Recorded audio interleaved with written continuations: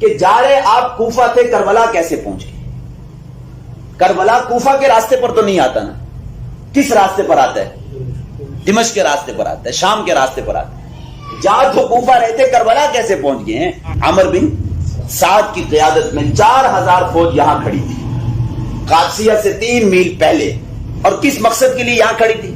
عبید اللہ بن زیاد نے کہا کہ اے عمر بن سعد، آپ نے حسین ابن علی کے قافلے کو کوفہ میں داخل نہیں ہونے دینا۔ یہ کوفہ ہے، یہ دریائے دجلہ ہے، اور یہ دریائے فرات ہے، درمیان میں کیا ہے؟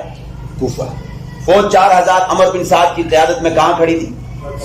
قادسیہ کے قریب 3 منزل کی 3 میلوں کے فاصلے پر۔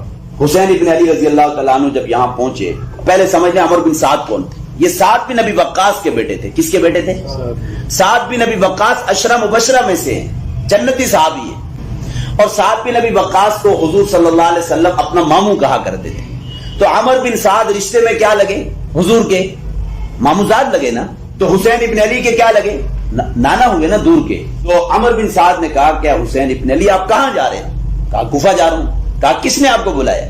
کہا مجھے کوفیوں نے خطوط لکھے، اور یہ میرے پاس خطوط موجود ہیں۔ کہا دکھائیے کس نے آپ کو خطوط لکھی۔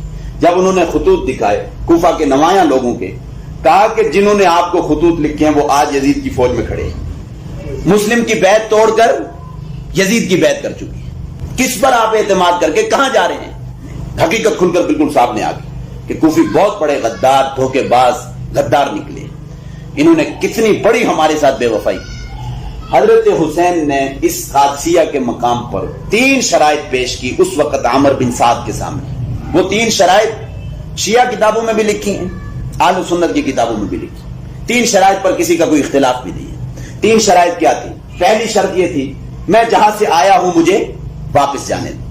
جب کوفیوں کی غداری نمایاں ہو گئی نا، تو کیا کہا کہ جہاں سے آیا ہوں مجھے وہاں واپس جانے دو۔ اگر یہ بھی نہیں مانتے ہو، اسلامی سرحدات میں سے کسی سرحد پر جانے دو کہ میں وہاں جا کر لڑتے لڑتے کافروں کے خلاف کیا ہو جاؤں؟ شہید ہو جاؤں۔ یہ دوسری شرط پیش کی۔ اور حسین ابن علی نے کہا اسلامی سرحدات میں سے اگر یزید کی حکومت کافرہ تھی تو سرحدیں بھی مسلمانوں کی اسلامی ہوں گی یا کافرہ ہوں گی؟ ہندوستان کی سرحدوں کو آپ اسلامی سرحدیں کہتے ہیں یا کفریہ سرحدیں کہتے ہیں؟ کفری۔ تو انہوں نے کیا کہا کہ اسلامی فوج تو ساری وہی تھی جو حضرت معاویہ کے دور میں تھی، فوج تو ساری مسلمان تھی، کوئی ایسا تو نہیں تھا کہ کافر فوج کھڑی تھی۔ عمر بن سعد کے سامنے جو تیسری شرط پیش کی وہ یہ تھی مجھے یزید کے پاس جانے دو، شام میں دمشق، میں جا کر اپنا معاملہ یزید کے ساتھ خود حل کر لوں، مذاکرات کرنے دو، مجھے یزید کے پاس جانے دو۔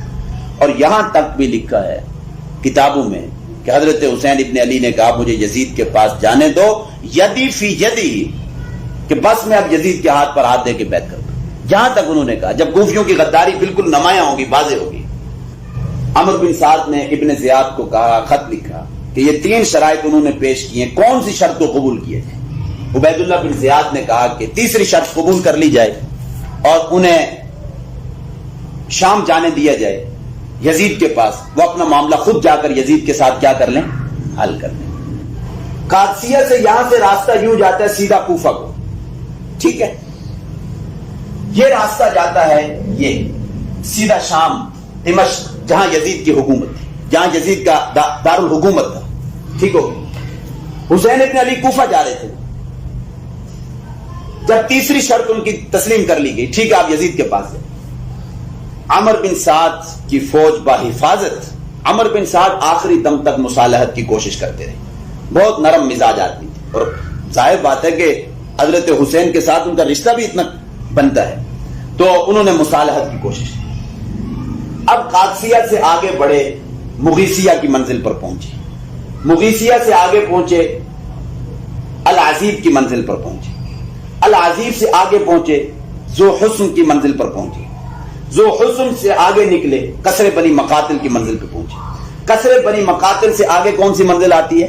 کربلا۔ یہ 88 میل کا فاصلہ بنتا ہے، قادسیہ سے لے کر کربلا تک کتنے میل کا فاصلہ بنتا ہے؟ 88 میل کا۔ یہ اتنا بڑا سوال ہے، نہ کوئی مولوی سوال کا جواب دیتا ہے، نہ کوئی شیعہ ذاکر اس سوال کا جواب دیتا ہے۔ یہ اتنا بڑا سوال ہے کہ جا رہے آپ کوفہ تھے، کربلا کیسے پہنچ گئے؟ کربلا کوفہ کے راستے پر تو نہیں آتا نا. کس راستے پر آتا ہے؟ دمشق کے راستے پر آتا ہے, شام کے راستے پر آتا ہے. جہاں تو کوفہ رہتے کربلا کیسے پہنچ گئے ہیں؟ اور پھر قادسیہ سے آگے 88 میل دور کیوں نکل گئے؟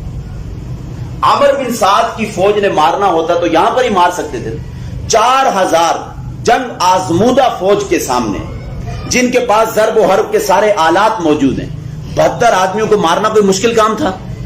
کوئی مشکل کام نہیں. اگر انہوں نے ان کو شہید کرنا ہوتا تو یہاں کرتے نا.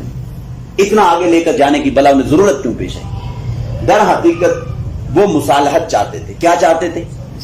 اب جہاں پر یہاں سے جب آگے بڑھے, دمشق کے راستے کے اوپر سفر طے کرنا شروع کیا, یہ جو 60 کوفی مکے سے ساتھ چل کے آ رہے تھے نا, اب جب دمشق کا سفر طے کرنا شروع کیا حضرت حسین نے یزید کے ساتھ مصالحت کے لیے, ان 60 کوفیوں کو اپنی جانیں خطرے میں پڑ گئی کہ حضرت حسین اگر زندہ و سلامت یزید کے پاس پہنچ گئے, یزید کہے گا آپ کو بلایا کس نے؟